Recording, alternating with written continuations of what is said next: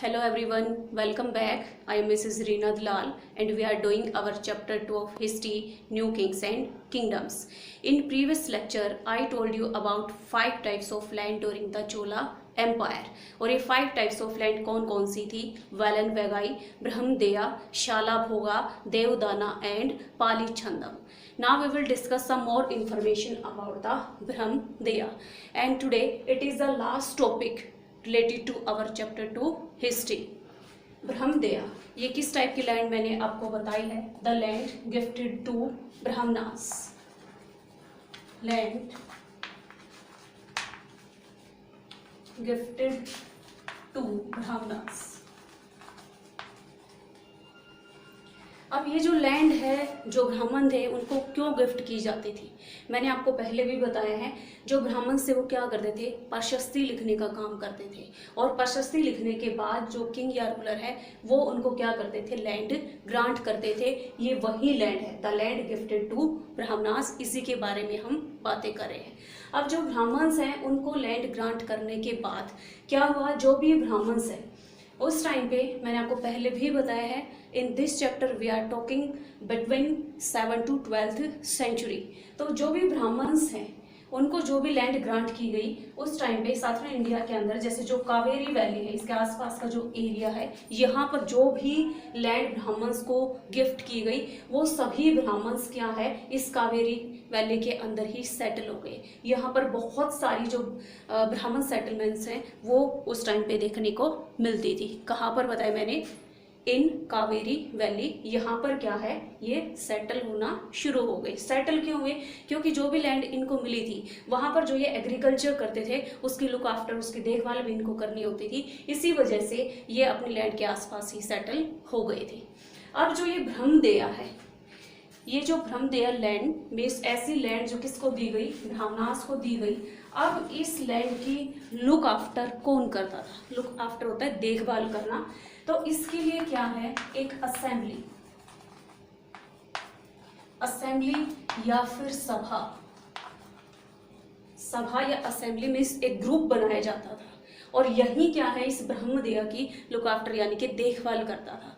अब ये मैंने आपको बताया, जो ब्राह्मण से उनको लैंड दे दी जाती थी, जितने रिसोर्सेज थे वो भी उनको दे दिए जाते थे, तो क्यों ना वो अपने आप ही उसकी लुक आफ्टर देखभाल कर ले. ऐसे कोई सभा या ग्रुप बनाने की क्या जरूरत थी?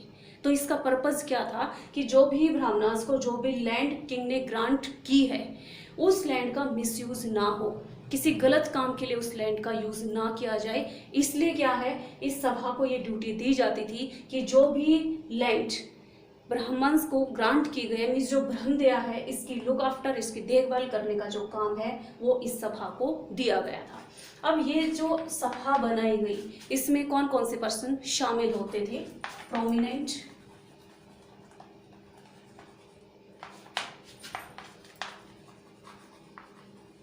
प्रोमिनेंट ब्राह्मणा. इसके अंदर लैंड होल्डर्स. इस सभा के अंदर प्रोमिनेंट ब्राह्मणा लैंड होल्डर्स जो होते थे वो इस सभा के अंदर शामिल किए जाते थे. प्रोमिनेंट का मतलब होता है फेमस, जिनके पास काफ़ी लैंड थी और जिसकी जो सोसाइटी के अंदर काफ़ी रिस्पेक्ट थी, काफ़ी रुतबा था. ऐसे जो ब्राह्मण थे वो इस सभा के मेंबर्स बनाए जाते थे. अब जो ये सभा बनाई गई, it worked efficiently.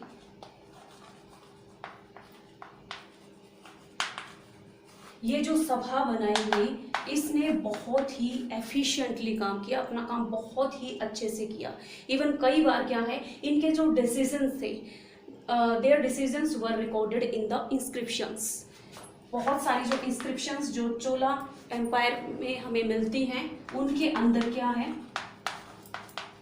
In inscriptions के अंदर जो भी ये सभा थी इसके जो भी डिसीजंस थे उनको क्या है, इसके अंदर रिकॉर्ड किया गया था.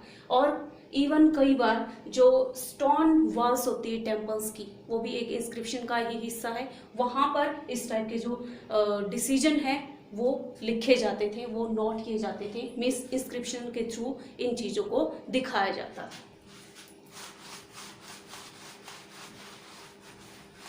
Now how was the sabha organized? How was the sabha organized or formed? अब ये सभा कैसे बनती थी या कैसे इसको ऑर्गेनाइज किया गया, इसके बारे में अब हम डिस्कस करेंगे। लेकिन ये फॉर्म कैसे की गई या फिर इसको ऑर्गेनाइज कैसे किया गया, ये हमें कैसे पता चला, इसके लिए जो सोर्स है वो क्या हमारे पास, जैसे मैंने अभी बताया था, इंस्क्रिप्शंस।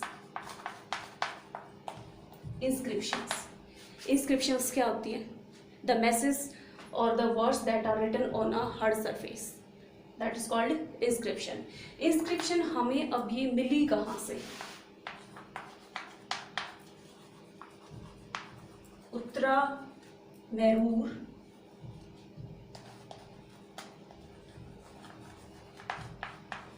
जंगलपोट तमिलनाडु। हम किसकी बात करें? इंस्क्रिप्शंस। कौन सी इंस्क्रिप्शंस? जिन इंस्क्रिप्शंस से हमें ये पता चलता है कि चोला एम्पायर में जो भी सभा थी उसको कैसे ऑर्गेनाइज किया गया, उन इंस्क्रिप्शंस की हम बात कर रहे हैं। और ये जो इंस्क्रिप्शंस है ये Uttara Merur, it is the name of a place, और ये प्लेस कहाँ पर है? चिंगलपुट डिस्ट्रिक्ट, इसको कई बार चिंगलेपुट डिस्ट्रिक्ट भी बोला जाता है। ओके, चिंगलपुट जो डिस्ट्रिक्ट है, ये डिस्ट्रिक्ट है कहाँ, कौन सी स्टेट के अंदर है? तमिलनाडु। तो यहाँ तमिलनाडु के अंदर जो चिंगलेपुट जो डिस्ट्रिक्ट है, इसके अंदर जो एक प्लेस है उत्तरा मैरूर, यहाँ से हमें जो चोला एम्पायर है उसकी कुछ इंस्क्रिप्शंस मिली हैं और उनसे हमें पता चलता है कि यहाँ पर जो ये सभा बनाई गई थी ब्रह्मदया के लिए, इसको ऑर्गेनाइज कैसे किया गया था। अब ये जो इंस्क्रिप्शन है इससे क्या पता चला? इसमें ये बताया गया है कि जो भी ये सभा बनाई गई थी इसमें सेपरेट कमेटीज होती थी,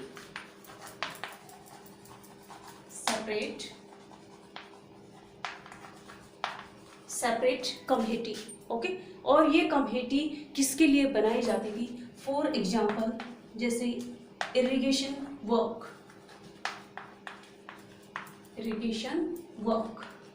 गार्डन्स, टेम्पल्स, ऐसे जो वर्क है। मान लो जो एक कमेटी है वो बनाई गई है इरिगेशन जो वर्क है ब्रह्मदया के अंदर, उसको लुक आफ्टर करने के लिए, उसकी देखभाल करने के लिए। एक कमेटी क्या है, जो गार्डन्स हैं उनकी जो है लुक आफ्टर करने के लिए बना दी गई, और एक जो टेम्पल्स हैं उनकी लुक आफ्टर करने के लिए बना दी गई। मीन्स जो ये सभा है इसके अंदर बहुत सारी जो कमेटीज हैं वो डिफरेंट पर्पज के लिए कमेटीज यहाँ पर बनाई गई थी। Now we will talk about the selection of the members of the Sabha. Selection.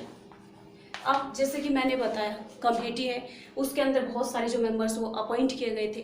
अब इनका सिलेक्शन कैसे होता था? जैसे कि आज प्रेजेंट डे में हम अपने जैसे जो प्राइम मिनिस्टर है, चीफ मिनिस्टर है या जो सरपंच है, उनको क्या करते हैं? अपनी वोट कास्ट करते हैं, फिर हम उनको इलेक्ट करते हैं। लेकिन पहले ऐसा नहीं होता था, क्योंकि हम यहाँ पर 7 to 12 सेंचुरी की बात कर रहे हैं। ओके, तो उस टाइम पे सिलेक्शन इन पर्सन्स का कैसे होता था वो अब हम डिस्कस करेंगे। तो उस टाइम पे क्या होता था? Palm it is the name of a tree. इसके जो लीफ मीन्स इसके जो पत्ते वगैरह होते थे उनसे टिकट्स बना दी जाती थी। टिकट्स, जैसे आज हम एक कोई स्लिप यूज करते हैं पेपर की, ऐसे ही इन पाम लीफ से टिकट्स जो है तैयार कर दी जाती थी। एंड जो भी पर्सन जो इस सभा के मेंबर बनना चाहते थे वो एलिजिबल होने चाहिए थे। मीन्स जो एलिजिबल मेंबर्स थे उनके जो नेम है इन टिकट्स के ऊपर लिख दिए जाते थे, और लिखने के बाद क्या होता था? Kept in earthenware pot। अब इन टिकट्स पे, यानी कि हम कह सकते हैं इन स्लिप्स पे जो है नेम लिखने के बाद इनको एक earthenware pot, एक मिट्टी के जो पहले मटके वगैरह होते थे उसमें जो है इसको डाल दिया जाता था। इसके बाद फिर क्या होता था? A young boy was asked to pick up the tickets। A young boy was asked to pick up the tickets one by one for each committee। Okay, एक किसी छोटे बच्चे को बुला लिया जाता था और जो भी मिट्टी का जैसे जो मटका होता था उसमें से वो ऐसे ही इन टिकट्स को या स्लिप्स को उठाता था। ओके, ऐसे जो है सिलेक्शन प्रोसेस होता था। फिर वो बच्चा जो भी टिकट्स या स्लिप उठा रहा है उसमें जिसका भी नाम आता था उसी मेंबर को जो है कमेटी के लिए अपॉइंट कर दिया जाता था।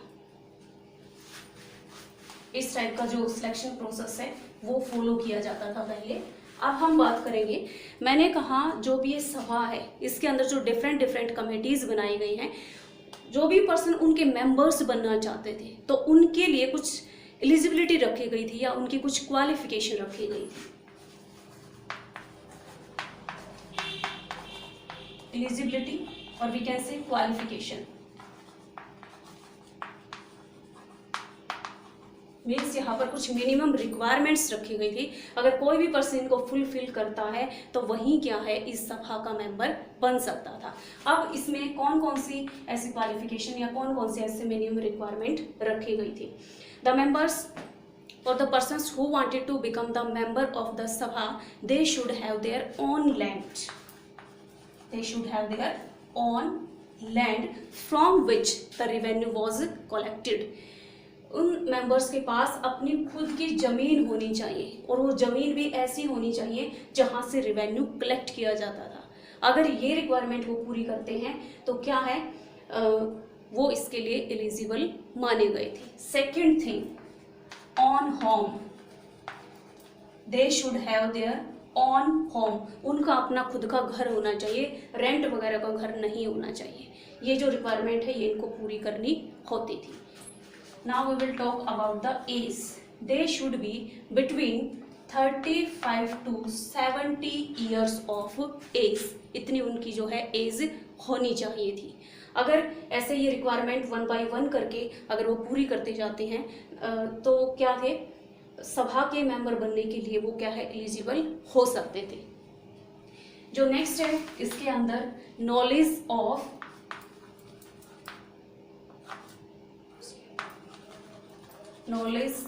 वेदास, जो भी वेद वगैरह होते थे उस टाइम पे उनकी नॉलेज उनको होनी चाहिए थी, ये एक कंडीशन रखी गई थी। They should well versed or we can say they should have good knowledge of administrative matters.